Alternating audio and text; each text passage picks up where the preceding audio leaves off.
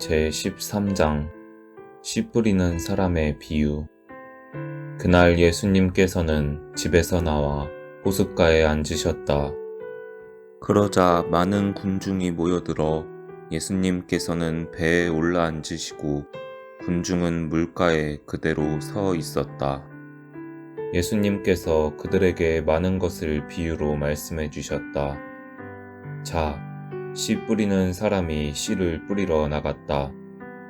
그가 씨를 뿌리는데 어떤 것들은 길에 떨어져 새들이 와서 먹어버렸다. 어떤 것들은 흙이 많지 않은 돌밭에 떨어졌다. 흙이 깊지 않아 싹은 곧 돋아났지만 해가 솟아오르자 타고 말았다. 뿌리가 없어서 말라버린 것이다. 또 어떤 것들은 가시덤불 속에 떨어졌는데 가시덤불이 자라면서 숨을 막아버렸다. 그러나 어떤 것들은 좋은 땅에 떨어져 열매를 맺었는데 어떤 것은 100배, 어떤 것은 60배, 어떤 것은 30배가 되었다. 귀 있는 사람은 들어라.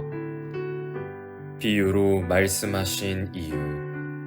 제자들이 예수님께 다가와 왜 저 사람들에게 비유로 말씀하십니까? 하고 물었다. 예수님께서 그들에게 대답하셨다. 너희에게는 하늘나라의 신비를 아는 것이 허락되었지만 저 사람들에게는 허락되지 않았다.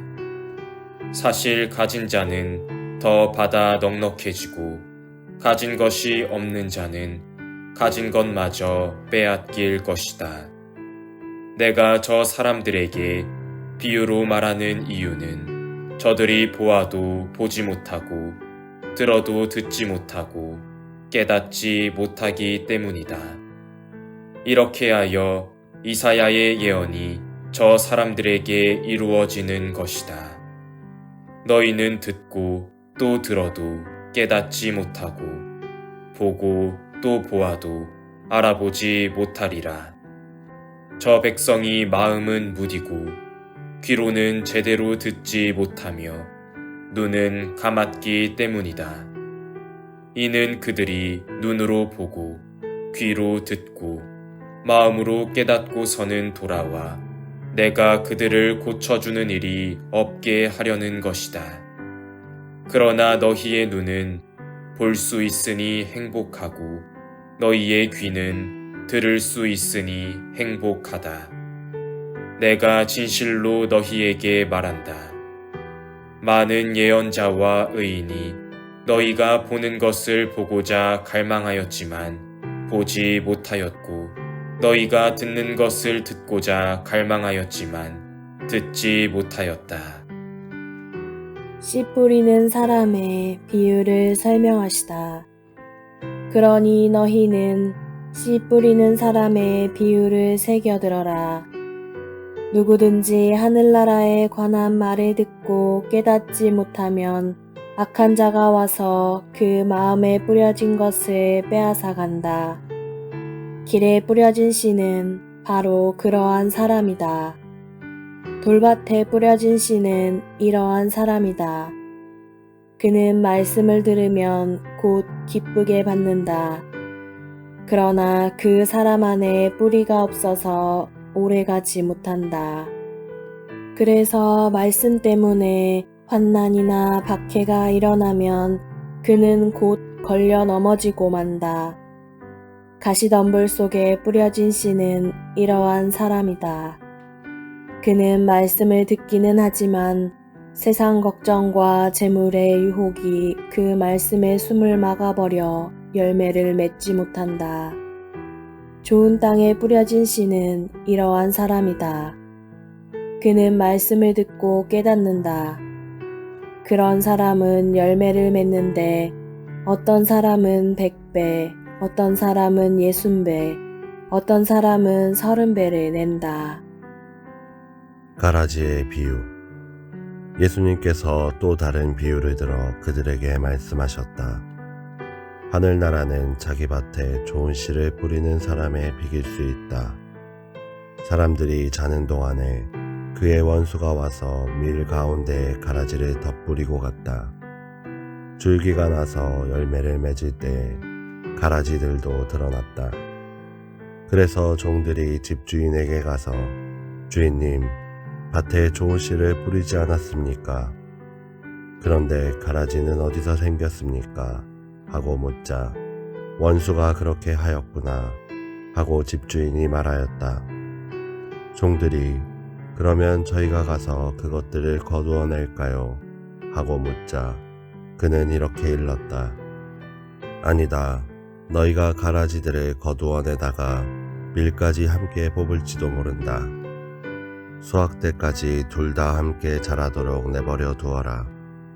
수확 때에 내가 일꾼들에게 먼저 가라지를 거두어서 단으로 묶어 태워버리고 밀은 내 곡간으로 모아들이라고 하겠다.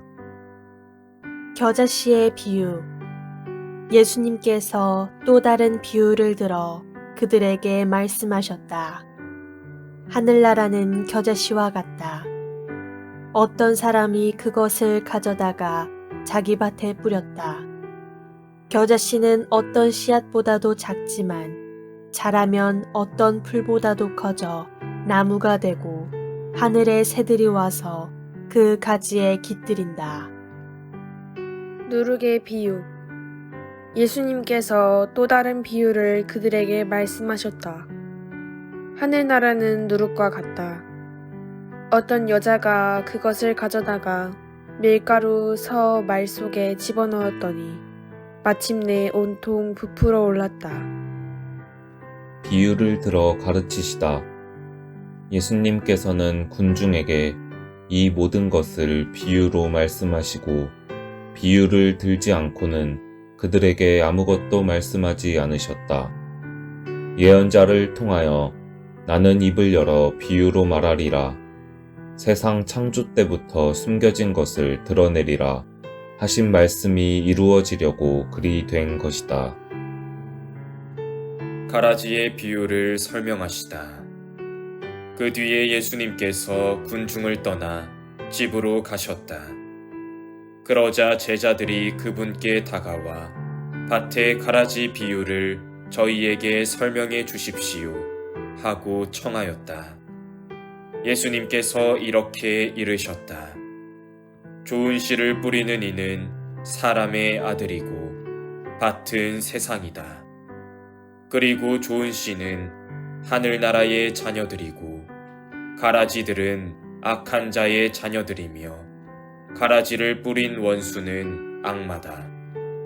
그리고 수확 때는 세상 종말이고 일꾼들은 천사들이다. 그러므로 가라지를 거두어 불에 태우듯이 세상 종말에도 그렇게 될 것이다. 사람의 아들이 자기 천사들을 보낼 터인데 그들은 그의 나라에서 남을 죄짓게 하는 모든 자들과 불의를 저지르는 자들을 거두어 불구덩이에 던져버릴 것이다. 그러면 그들은 거기에서 울며 이를 갈 것이다. 그때의 의인들은 아버지의 나라에서 해처럼 빛날 것이다. 귀 있는 사람은 들어라. 보물의 비유와 진주 상인의 비유. 하늘나라는 밭에 숨겨진 보물과 같다. 그 보물을 발견한 사람은 그것을 다시 숨겨두고서는 기뻐하며 돌아가서 가진 것을 다 팔아 그 밭을 산다. 또 하늘나라는 좋은 진주를 찾는 상인과 같다. 그는 값진 진주를 하나 발견하자 가서 가진 것을 모두 처분하여 그것을 샀다. 그물의 비유. 또 하늘나라는 바다에 던져 온갖 종류의 고기를 모아들인 그물과 같다. 그물이 가득 차자 사람들이 그것을 물가로 끌어올려 놓고 앉아서 좋은 것들은 그릇에 담고 나쁜 것들은 밖으로 던져버렸다. 세상 종말에도 그렇게 될 것이다. 천사들이 나가 의인들 가운데에서 악한 자들을 가려내어 불구덩이에 던져버릴 것이다. 그러면 그들은 거기에서 울며 이를 갈 것이다. 비유를 끝맺는 말씀. 너희는 이것들을 다 깨달았느냐? 제자들이 예 하고 대답하자 예수님께서 그들에게 이르셨다. 그러므로 하늘나라의 제자가 된 모든 율법학자는 자기 곳간에서 새 것도 꺼내고 옛 것도 꺼내는 집주인과 같다. 예수님께서는 이 비유들을 다 말씀하시고 나서 그곳을 떠나셨다. 나자렛에서 무시를 당하시다. 예수님께서 고향에 가시어 회당에서 사람들을 가르치셨다. 그러자 그들은 놀라서 이렇게 말하였다. 저 사람이 어디서 저런 지혜와 기적의 힘을 얻었을까? 저 사람은 목수의 아들이 아닌가? 그의 어머니는 마리아라고 하지 않나? 그리고 그의 형제들은 야고보, 요셉, 시몬, 유다가 아닌가? 그의 누이들도 모두 우리와 함께 살고 있지 않는가? 그런데 저 사람이 어디서 저 모든 것을 얻었지? 그러면서 그들은 그분을 못마땅하게 여겼다. 그러자 예수님께서 그들에게 이르셨다. 예언자는 어디에서나 존경받지만 고향과 집안에서만은 존경받지 못한다. 그리고 그들이 믿지 않으므로 그곳에서는 기적을 많이 일으키지 않으셨다. 제14장 헤로데가 예수님의 소문을 듣다. 그때에 헤로데 영주가 예수님의 소문을 듣고 시종들에게 그 사람은 세례자 요한이다. 그가 죽은 이들 가운데에서 되살아난 것이다. 그러니 그에게서 그런 기적의 힘이 일어나지 하고 말하였다. 세례자 요한의 죽음. 헤로데는 자기 동생 필리포스의 아내 헤로디아의 일로 요한을 붙잡아 묶어 감옥에 가둔 일이 있었다. 요한이 헤로데에게 그 여자를 차지하는 것은 옳지 않습니다 하고 여러 차례 말하였기 때문이다. 헤로데는 요한을 죽이려고 하였으나 군중이 두려웠다. 그들이 요한을 예언자로 여기고 있었기 때문이다. 그런데 마침 헤로데가 생일을 맞이하자 헤로디아의 딸이 손님들 앞에서 춤을 추어 그를 즐겁게 해주었다. 그래서 헤로데는 그 소녀에게 무엇이든 청하는 대로 주겠다고 맹세하며 약속하였다. 그러자 소녀는 자기 어머니가 부추기는 대로 세례자 요한의 머리를 쟁반에 담아 이리 가져다 주십시오 하고 말하였다. 임금은 괴로웠지만 맹세까지 하였고 또 손님들 앞이어서 그렇게 해주라고 명령하고 사람을 보내어 감옥에서 요한의 목을 베게 하였다. 그리고 그의 머리를 쟁반에 담아다가 소녀에게 주게 하자 소녀는 그것을 자기 어머니에게 가져갔다. 요한의 제자들은 가서 그의 주검을 거두어 장사 지내고 예수님께 가서 알렸다. 5,000명을 먹이시다. 이 말을 들으신 예수님께서는 거기에서 배를 타시고 따로 외딴 곳으로 물러가셨다. 그러나 여러 고을에서 그 소문을 듣고 군중이 육로로 그분을 따라 나섰다. 예수님께서는 배에서 내리시어 많은 군중을 보시고 가엾은 마음이 드시어 그들 가운데에 있는 병자들을 고쳐주셨다. 저녁 때가 되자 제자들이 예수님께 다가와 말하였다. 여기는 외딴 곳이고 시간도 이미 지났습니다. 그러니 군중을 돌려보내시어 마을로 가서 스스로 먹을거리를 사게 하십시오. 예수님께서 그들을 보낼 필요가 없다. 너희가 그들에게 먹을 것을 주어라 하고 이르시니 제자들이 저희는 여기 빵 5개와 물고기 2마리밖에 가진 것이 없습니다. 하고 말하였다. 예수님께서는 그것들을 이리 가져오너라 하시고는 군중에게 풀밭에 자리를 잡으라고 지시하셨다. 그리고 빵 5개와 물고기 2마리를 손에 들고 하늘을 우러러 찬미를 드리신 다음 빵을 떼어 제자들에게 주시니 제자들이 그것을 군중에게 나누어 주었다. 사람들은 모두 배불리 먹었다. 그리고 남은 조각을 모으니 12광주리에 가득 찼다. 먹은 사람은 여자들과 아이들 외에 남자만도 5,000명가량이었다. 물 위를 걸으시다. 예수님께서는 곧 제자들을 재촉하시어 배를 타고 건너편으로 먼저 가게 하시고 그동안에 당신께서는 군중을 돌려보내셨다. 군중을 돌려보내신 뒤 예수님께서는 따로 기도하시려고 산에 오르셨다. 그리고 저녁 때가 되었는데도 혼자 거기에 계셨다. 배는 이미 못해서 여러 스타디온 떨어져 있었는데 마침 맞바람이 불어 파도에 시달리고 있었다.